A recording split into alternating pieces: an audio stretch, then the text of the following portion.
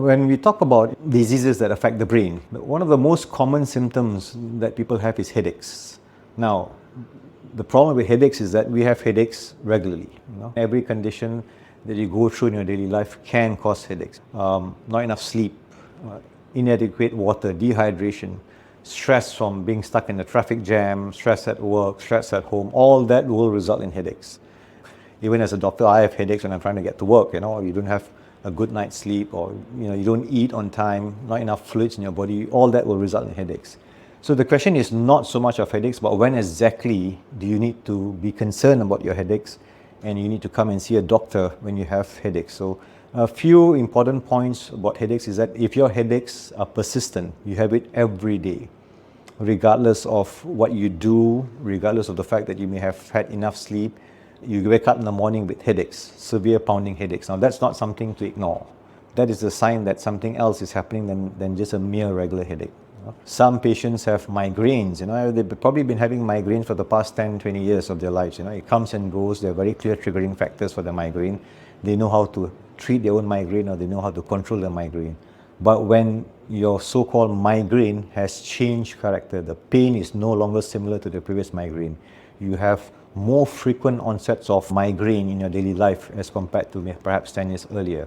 That is when you need to be concerned about it, come to the hospital, see a specialist, and just get a check done. Check yourself up, get an MRI, get a CT scan, and make sure that it's just simply a migraine, not something more than that.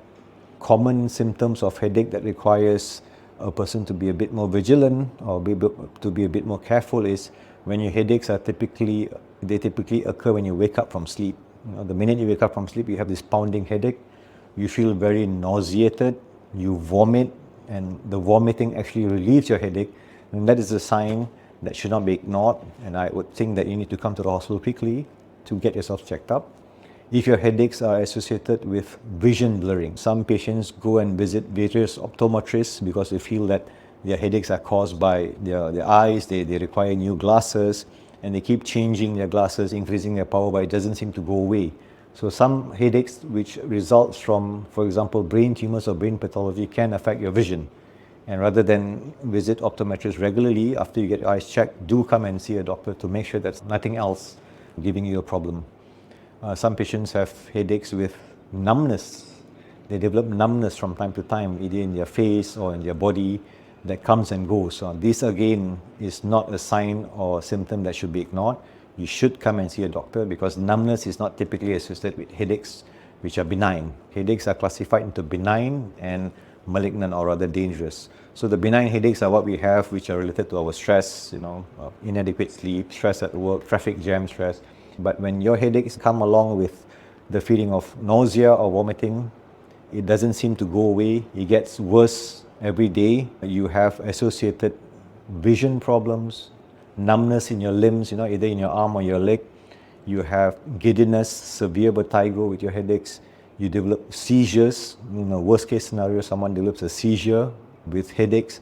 Then these symptoms and signs which should never be ignored. You should come to the hospital as soon as possible.